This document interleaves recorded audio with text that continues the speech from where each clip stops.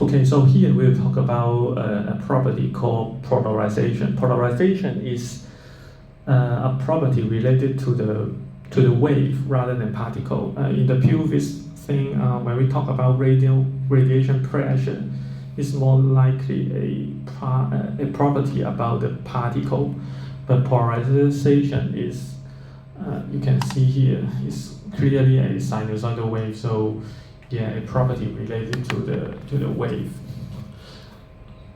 Okay, so here it says EM waves are polarized if their electric field vector are all in a single plane, called the plane of oscillation. Light waveforms from common sources are not polarized. That is, they are unpolarized or polarized randomly. Okay, so which means that unpolarized or polarized randomly means the same thing.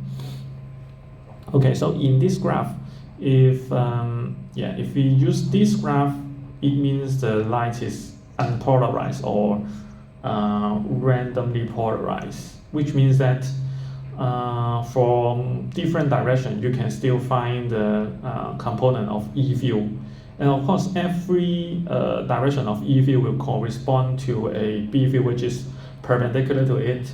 And then when E cross B, which should be the direction of the S, which is perpendicular to the for this one the wave of the direction of the propagated wave is perpendicular to the plane. It can be either into the page or out of the page. Doesn't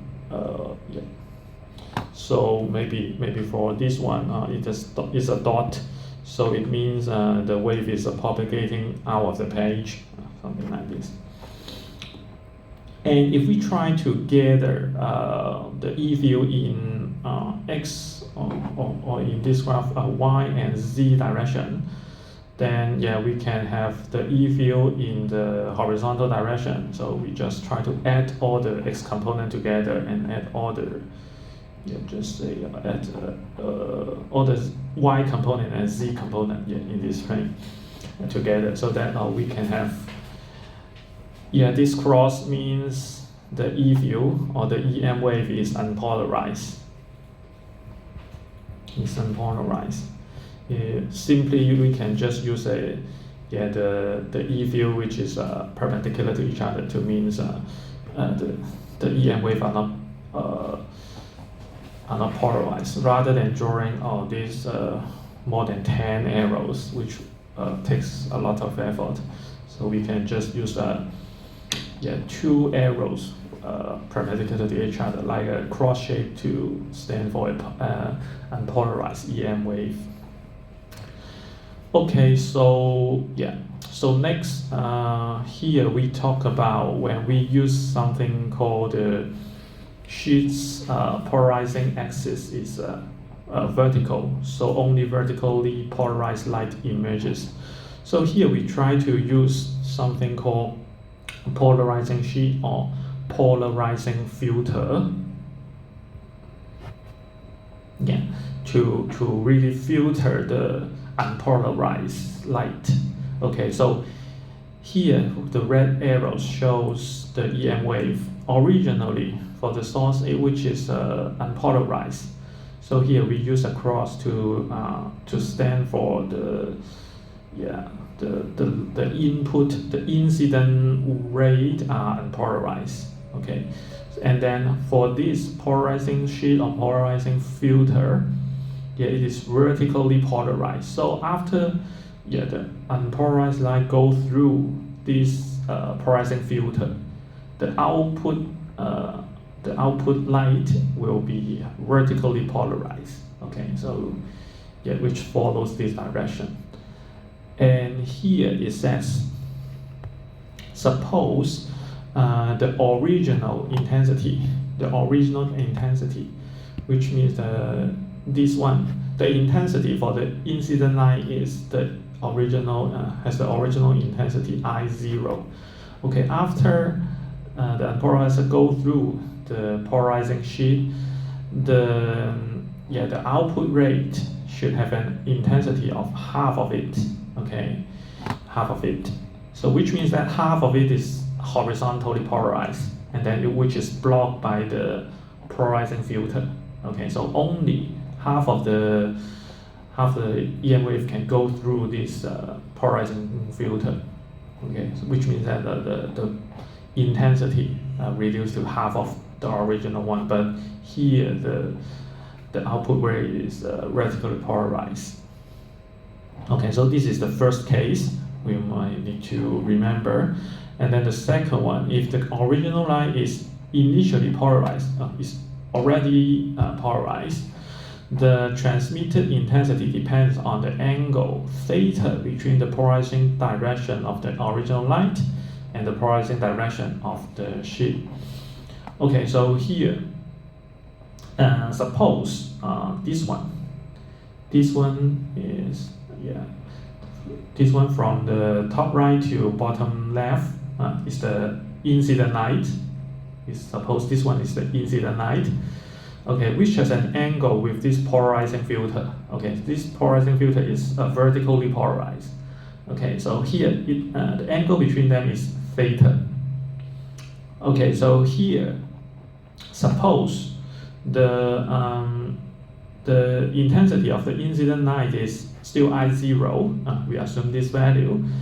And then the output ray should have an intensity of I0 times cosine square of theta. Cosine square of theta. Okay, which is like, this is the E field. This is the E field. Okay, for the vertical component, okay, it can pass through the polarizing filter, but for the horizontal component, it cannot pass through the polarizing filter. Okay, so only EY times cosine of theta. Okay, so here it's like EY equals E cosine theta. Only this amplitude can go through. And if you still remember, okay, the intensity is proportional to the square of the E field. So there it is E times cosine of theta. So for the intensity, it should be E square cosine square of theta. So we have a factor of cosine square of theta here. Okay, so this is the second one. So the first one, if the incident ray is unpolarized, go through a polarizing filter, the output ray should have an intensity of half of the original intensity. And here, if the original ray is polarized, and the angle between the polarizing direction and the filter has an angle of theta, so the output intensity should be I0 times cosine square of theta. Okay, so we need to use these two equations for the following question. Okay, so here it says the figure shows a system of three polarizing sheets in the path of initially unpolarized light. Okay, so on here, this is unpolarized. This is unpolarized with the intensity of I0. Okay, so the polarizing direction of the first sheet is parallel to the y-axis. Okay, so this is y-axis, this is x-axis. Okay, so this polarizing filter is parallel with the y direction, which means it is vertically polarized. And that of the second sheet is at an angle of 60 degrees counterclockwise from the right axis. Okay, so the second one. Okay, so here, this is 60 degrees with the y-axis, which is counterclockwise. So this direction. Okay, and then that of the first sheet is parallel to the x-axis, which means that the third one is horizontally polarized. Okay, so what fraction of the initial intensity I0 of the light emerges from the three-sheet system, and in which direction is emerging light polarized? Okay, so so here, okay, so for the first one, okay, so here we have I1, which means that this is the intensity after the light goes through the first filter. Okay, so here we have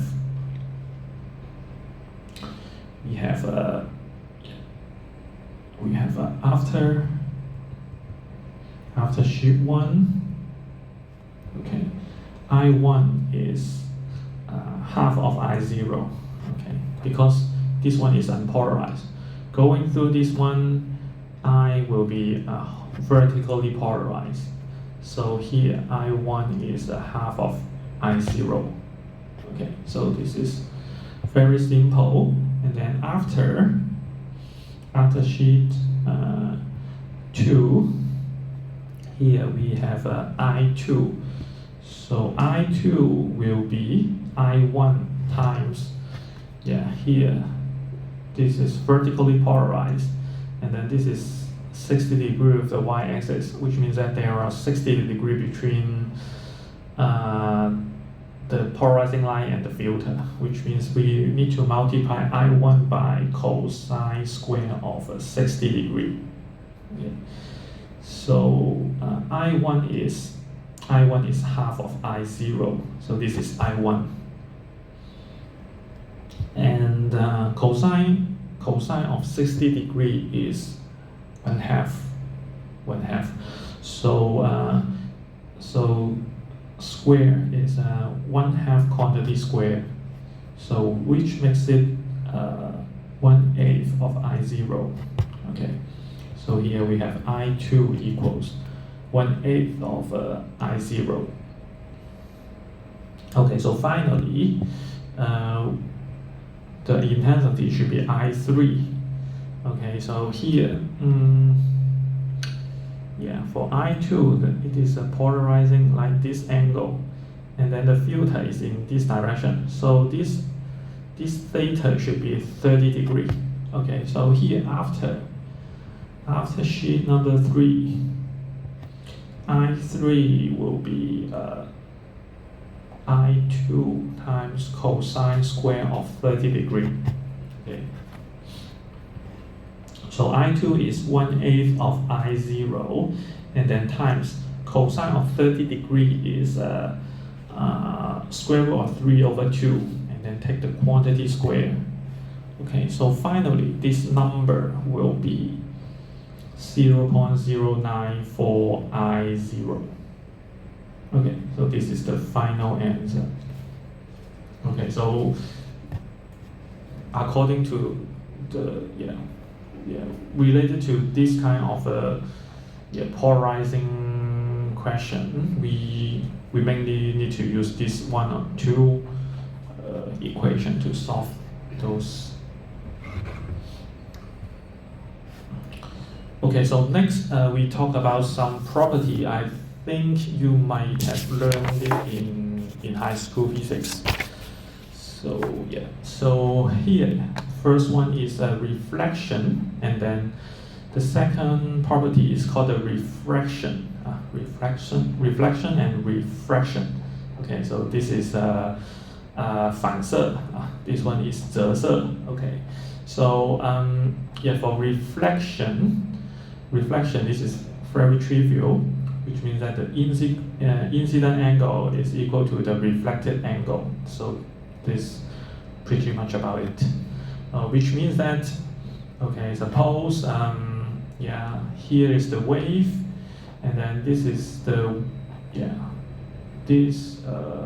this bar perpendicular to the direction is called the wavefront, and then this is the interface between two material. The upper one is the air, the bottom one is the water. Okay, so this ray meets the interface, then part of the wave will be reflected, and then part of the wave will go through. Okay, so during the electromagnetism, we might need to write out what is the equation for this refracted wave, or what is the equation for the refracted wave. But for this course, we don't need to go too deep. Yeah, and actually there will be some phase shift for the wave. So, but yeah. Actually, if we need to write out the equation for the refracted or refracted wave, and yeah, actually the expression is according to the Maxwell equation. But yeah, we don't try to go too deep. Just repeat something that you might have learned in high school is sufficient for this course. So yeah. So here, when we have the interface, so we try to draw a normal line. So from the normal line to the refracted wave, which is the incident angle, and then from the normal line to the refracted wave, which is the refracted angle, and then for reflected wave, the incident angle is equal to the refracted angle, and this is pretty much about it. And for the refraction, we also count the incident angle and the reflected angle from the normal line, and then here the incident angle is the same as the refracted ray. And then for the refracted angle, we also count from the normal line to the refracted wave. So this is theta 2 is the refracted angle. So this is the refracted angle. Okay. And this is called reflected angle. Okay, so here it says a photograph showing an incident beam of light reflected and refracted by a horizontal water surface. So this is water, and this is the incident ray, and then here you can see part of the ray is reflected, and then part of the ray is refracted. And depend on the incident angle, the part that goes through or the part that reflected will be different. Related to the incident angle. And actually a ray represents the angle of incidence theta 1 prime. So refraction angle is theta 2. So when a light ray encounters a boundary between two transparent media, refracted ray and refracted wave generally appears shown in the figure above. Okay, so law of infraction, the incident angle equals to the reflection angle. And then the second one, for the incident angle and the refracted angle, they are not so simple. The relation are not so simple, which is called the law of refraction, or we may call it Snell's law. Okay, so a refracted ray lies in a plane of the incident and has an angle of refraction theta 2 that is related to the angle of the incidence theta 1 by this one. Okay, so so here we may say this is n1 times sine of theta 1. So the subscript 1 means the variable related to the first material. So in this case, here the incident ray is propagated in the air, so which means that n1 related to the index of refraction of the air, and theta 1 is the incident angle in the air also. And then for the refracted wave, you use theta 2. Theta 2 means the refraction angle, refracted angle, and n2 means the index of refraction of the second material. Okay, so what does it index of refraction mean? Okay, so so here we should keep something in mind that the speed of light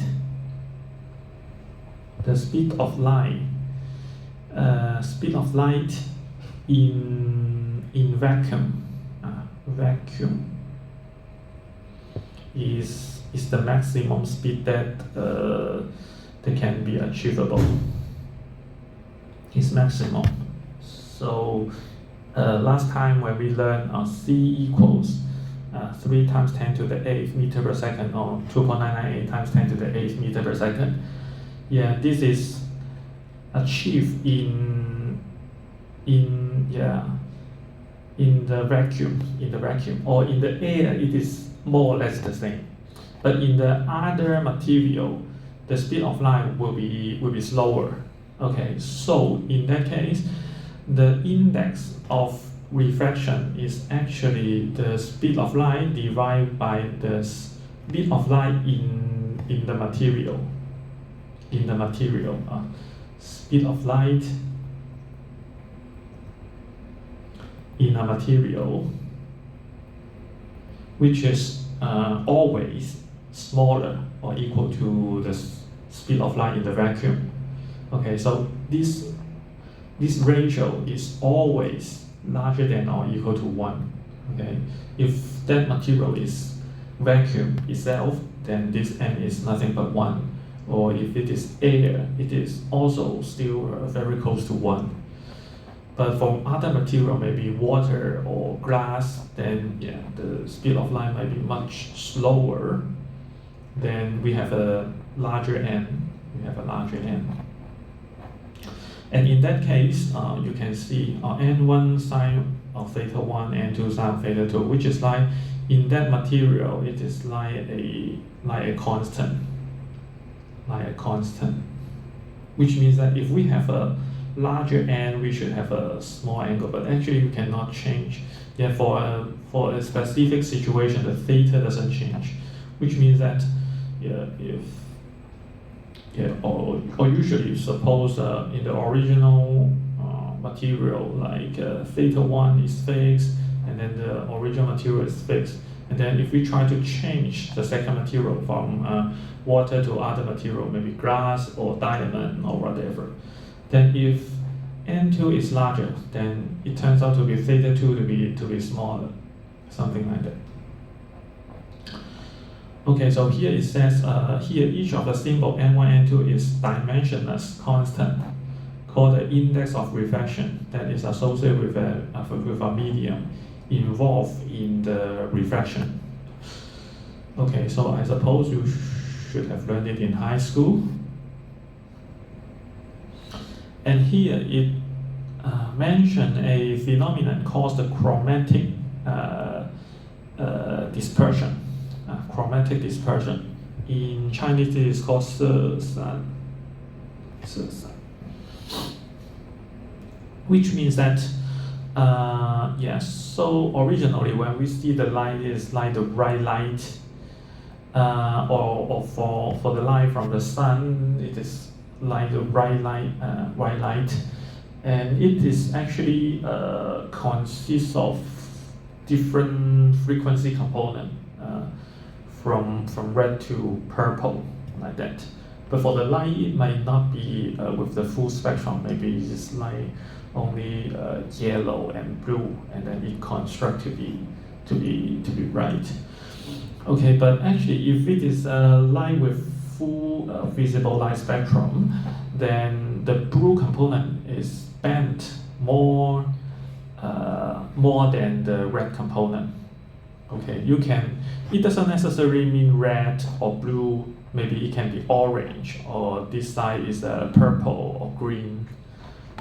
This red only means the visible light with longer wavelength, or short or lower frequency,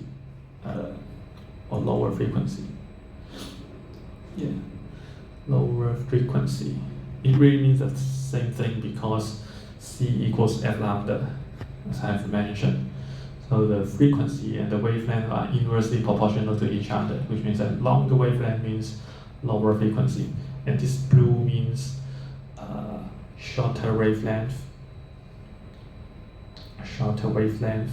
or higher frequency. high frequency. Okay, so here it says passing from air to glass, the blue component ends up with a smaller angle of refraction. Small angle of refraction.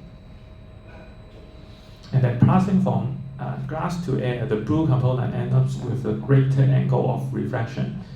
Each dotted line represents the direction in which the light would continue to travel if it were not bent by the refraction. Okay, so yeah, it talks a lot, but when you just try to look at these two figures, just say for the figure A, originally the incident ray is the white light, and then you can, which means that even for the blue one and also the red one transmit from the same direction, and then after it goes through this interface, it means that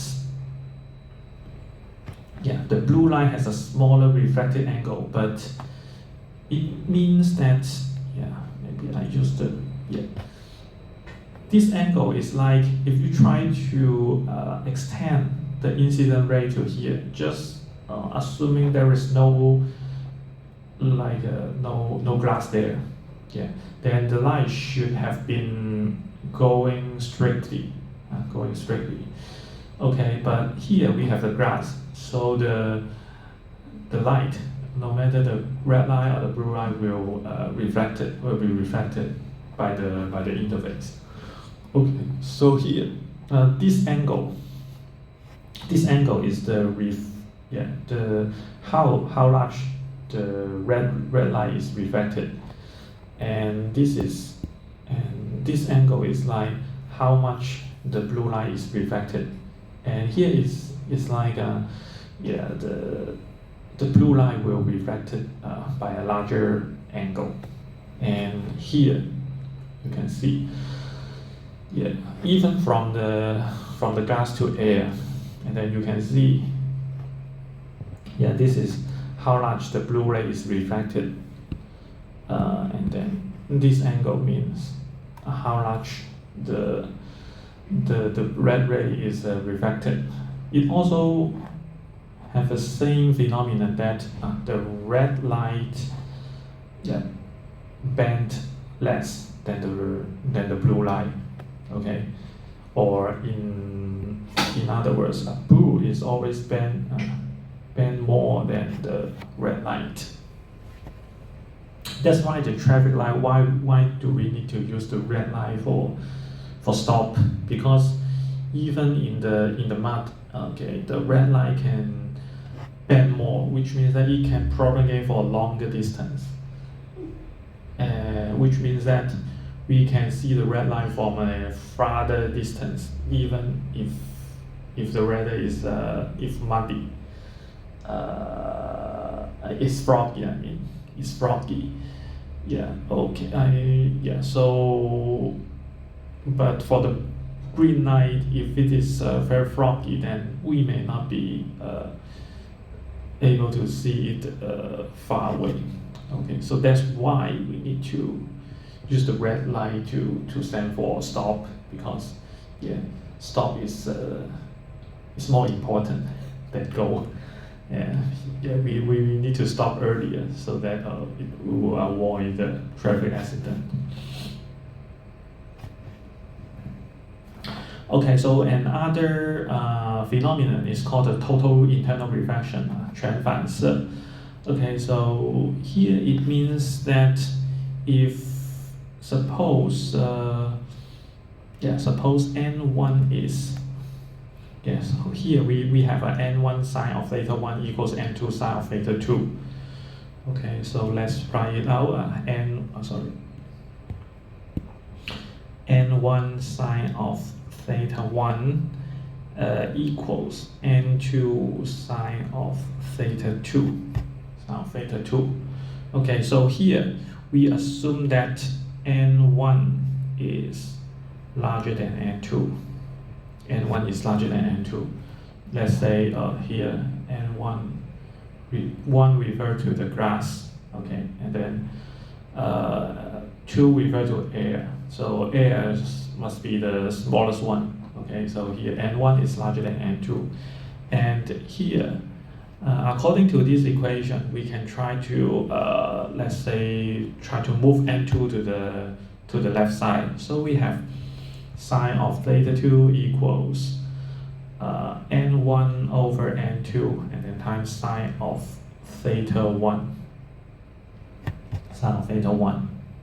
Okay, so here we know that n1 and n1 is larger than n2, which means that n1 over n2, n1 is larger than n2, so n1 over n2 is larger than 1. Larger than 1. Okay, so here we can pick a large enough theta 1 such that, so we can be able to pick a large enough theta 1 such that n1 over n2 times sine of theta 1 is also larger than 1. Of course, sine of theta 1 must be smaller than or equal to 1 and larger than or equal to 0. Yeah, this theta 1 must be between 0 and 90 degrees. So yeah, this must be between 0 and 1. But if we can choose a theta 1 large enough such that sine of theta 1 is not too small, and then if it multiplied by n1 over n2 is larger than 1, then you may feel like a sine of theta 2 must be larger than 1, but there doesn't any real solution for if a sine of theta 1, let's say, equal to 1.2, then there must be no real solution. Yeah, there might be complex solution, but actually we should seek for real solution. Okay, so which means that here is the grass and then this is the air. So this is n1 and this is n2. n1 is larger than n2. So if theta is small, when the theta is small, which is the left side, then that's okay. Then it can go through and reflect it. But just say here, for this one, starting from this one, theta c is something that which makes theta 2 to be 90 degrees, which means that if we pick sine of theta 1 to be theta c, then theta 1 to be theta c, then theta 2 will be 90 degrees, which means that a sine of theta 1, we try to plug in this value, theta 1 to be theta c, theta 2 to be 90 degrees to here, okay, which means that sine of 90 degrees is 1. So which means that sine of theta c is n2 over n1. Okay, so this is called a critical angle. Theta c. Okay, which means that the refracted angle is 90 degrees. And if we try to further increase the the incident angle, then all the wave will be refracted. All the wave will be refracted. No refracted ray will be formed. Okay, so larger than theta c, then all the way is called the total internal refraction. Only reflection will occur.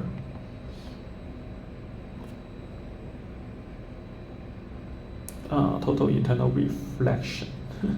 Should be reflection. Total internal reflection. Okay. So here is some more than that, but just slightly let you know, because actually in this semester I'll not go to the quantum mechanics part, but actually this is somehow related with it. So I just introduce this slide here. So it says, if we have a streams with 45 and 90 degrees, so this is 45 degrees, this is 90 degrees, this is 90 degrees. Okay, so if we have two of them, if we just place these two with a large gap, And then if this is the incident line, and then all the line will be totally reflected. Not the line will totally internal reflected. So this is the original TIR, total internal reflection. Total internal reflection. And if we just place these two prims close together, then this gap doesn't exist anymore, because if we just place it close together, there won't be any air in between. And in that sense, or maybe it should be that one first. If we just place them very close together, then it will be like this gap, this interface doesn't really exist, because it's like on the left side is still the frames, on the right side is still the frames. So the line will go through. It doesn't feel like there's a gap there. But if we really make it a small gap in between, very narrow gap between, then some of them will be just totally reflected, and then some of it can go through. Okay, and this is called the frustrated. This is called the frustrated total internal reflection. Because some of them can really go through this small gap. Can go through this small gap, and then go to the right side. In quantum mechanics, there is a very similar phenomenon called the tunneling effect. Tunneling effect. In Chinese, it is called 穿隧效应. 穿隧效应. So if you have interest, you can just check out my YouTube channel. You can find the physics class in last 4 semester. Then I have talked about the quantum mechanics. So it means that if you have a particle, this is called a potential wall. Potential wall. 位能墙. And then if you have a particle with the kinetic energy,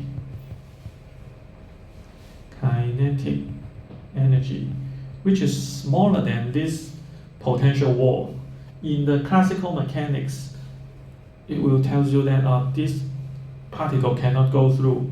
It will be blocked by the wall. Just like if we have a wall, and then you pick a ball, and then you need to throw it over the wall, then you need to provide sufficient kinetic energy. Then you can throw a ball.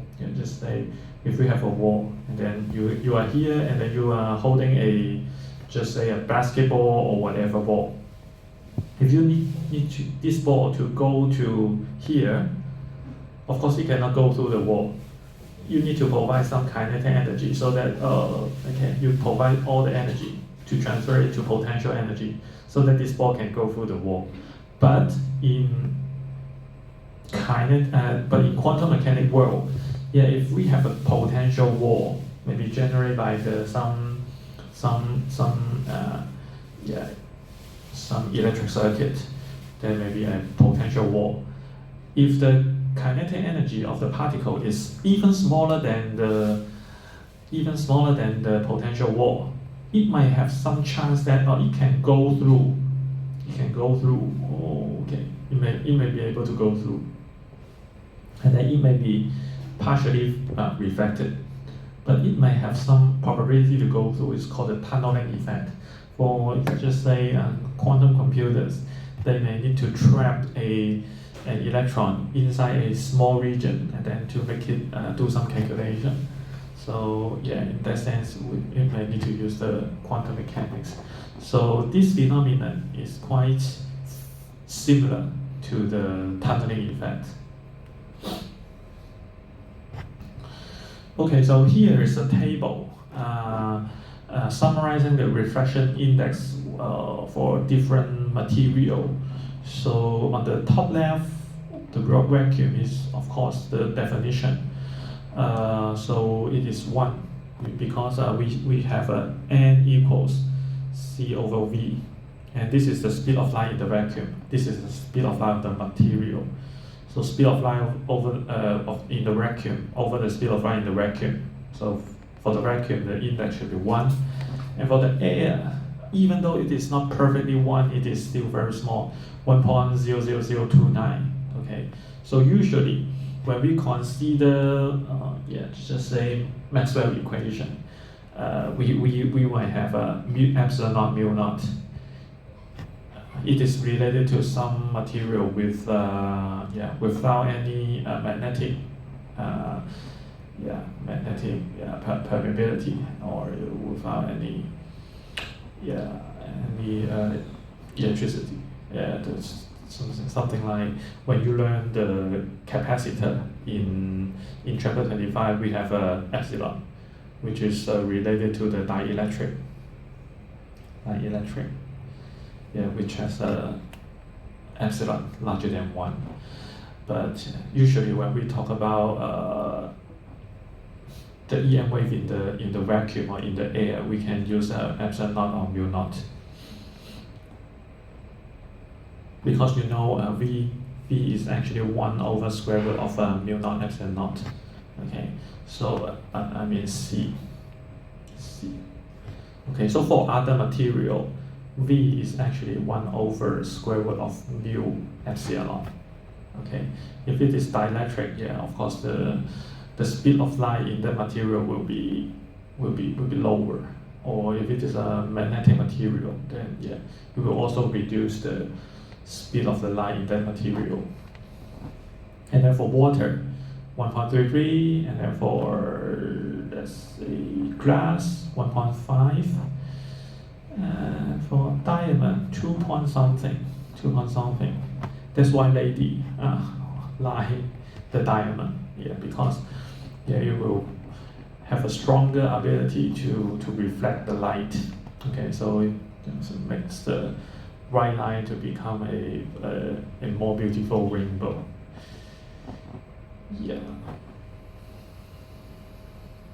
Okay,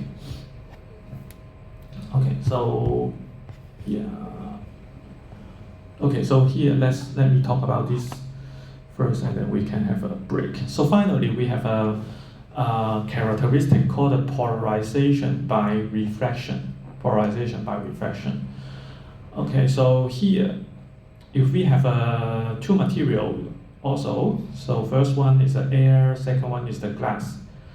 Okay, so a rate of unpolarized light in the air is incident on the glass surface at the Brewster angle. This is called the Brewster angle. The electric field along that ray have been resolved into components perpendicular to the page. Okay, so here, of course, we can calculate an angle called the Brewster angle, theta b.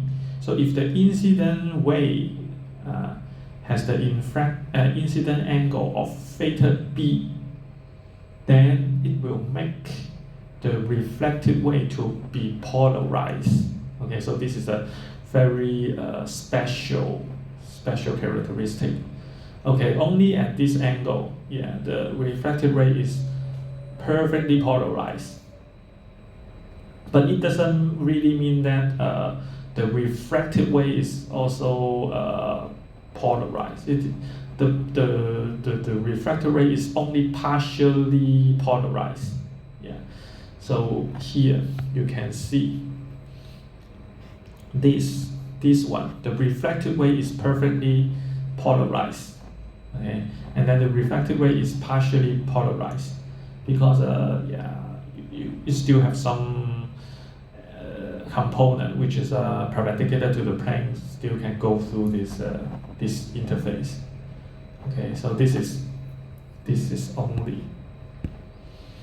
refracted ray is only partially polarized. But at least we can have this one, the reflected ray, perfectly polarized. Okay, so this is called the Brewster angle. I don't try to go through why the angle is like that. But actually, how can we calculate the angle is this equation, which is theta b equals arctangent of n2 over n1. Arctangent of n2 over n1. I'm not trying to explain why the expression will like this, but there's an interesting property which is like theta b plus theta r is 90 degree. Okay, which means that when this is the reflected wave, this is the refracted wave. If theta 1 is the Brewster angle, then here this is 90 degree. This is 90 degree between the refracted wave and the refracted wave. And then in that case, the reflected wave is polarized. It's perfectly polarized. But why do we like that? Okay, let's see. Okay, so here we have theta b. Theta 1 equals theta b, which is arctangent of n2 over n1. n2 over n1. And then also we should have n1 sine of theta 1 equals n2 sine of theta 2. Like this. Okay, so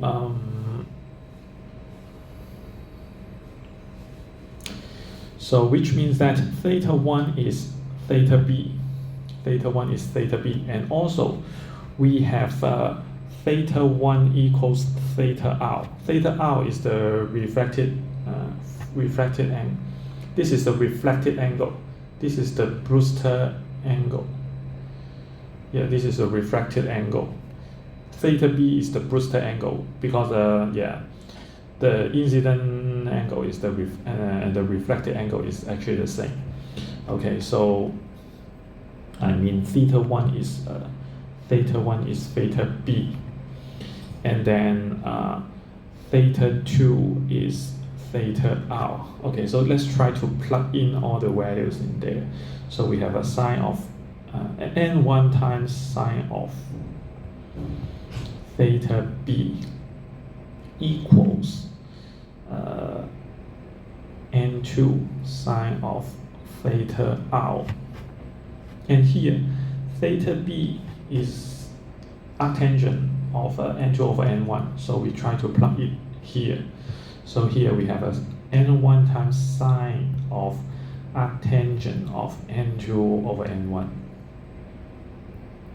n2 over n1 equals n2 times sine of theta r. Okay, how can we simplify this one?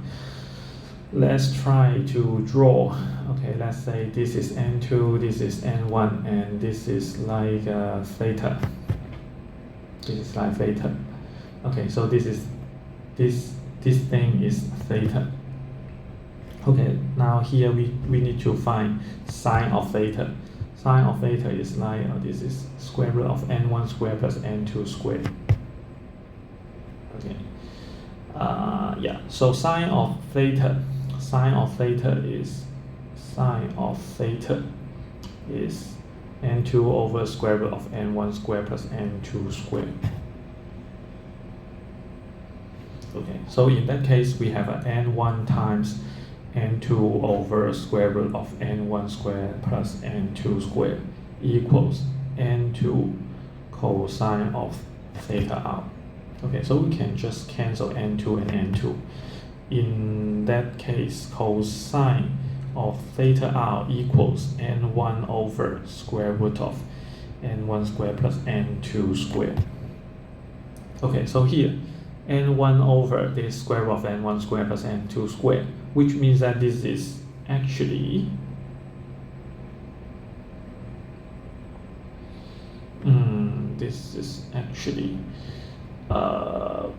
cosine of theta.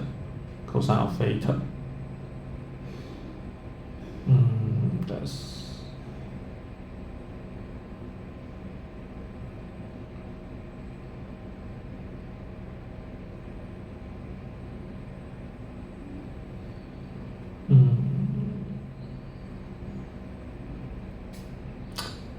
n2 over n1. Okay.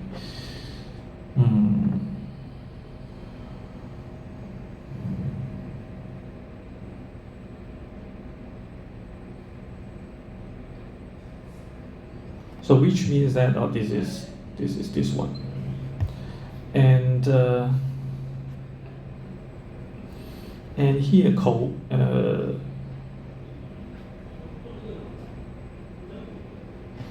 and here sine of theta b, sine of theta b is actually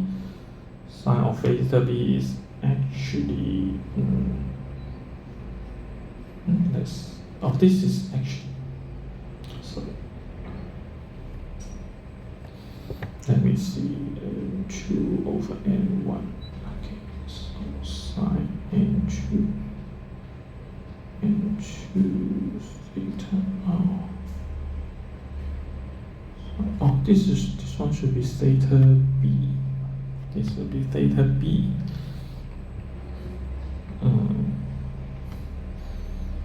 And this is actually theta b. Okay, let's see, n1 sine of theta b, n2 sine of theta, sine of tangent, n2 over n1 of tangent, sine n2.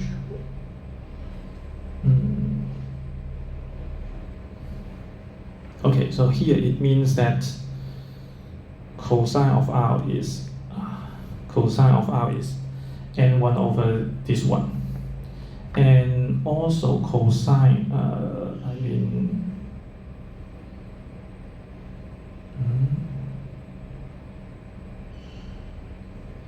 I mean sine of theta b is n2 over n1 squared plus n2 squared.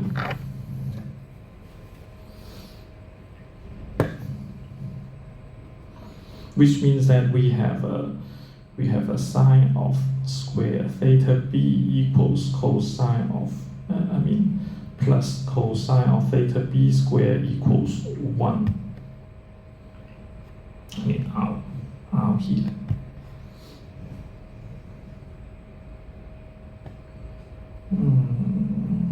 This is something strange.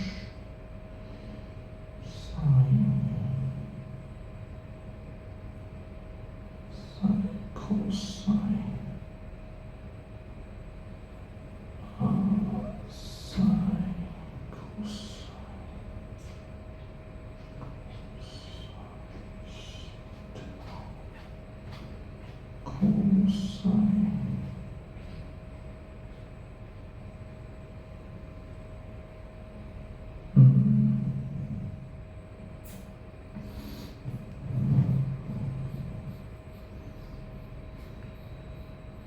Okay, let's have a 10 minutes break first, and then we can continue.